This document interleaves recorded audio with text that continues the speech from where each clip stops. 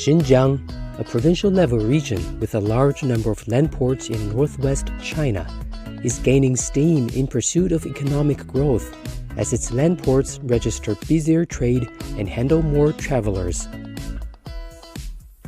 Amid China's efforts to expand opening up, Xinjiang has been making concrete efforts to improve the efficiency of customs clearance.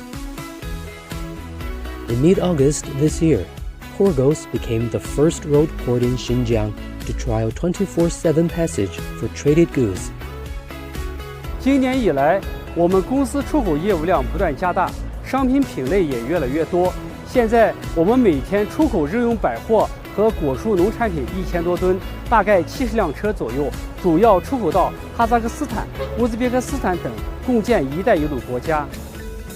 Horgos customs data show that in the first 3 quarters this year, the highway port had recorded about 1.36 million tons in terms of its import and export value of freight, up 115.3% year-on-year.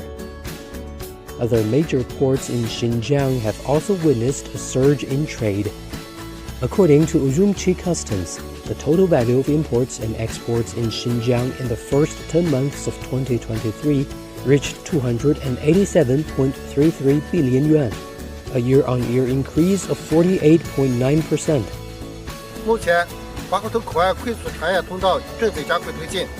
巴克图出入境边防检查站推出绿色通道、预检预报、快速查验等高效服务举措，不断提升服务塔城地区开放实验区经济发展能力水平。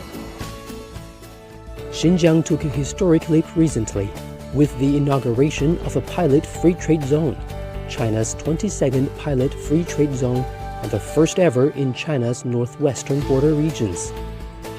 Covering around 180 square kilometers, the pilot free trade zone comprises areas in Kashgar Prefecture, Urumqi, and Horgos, and is expected to contribute to Xinjiang's integration into both domestic and international markets.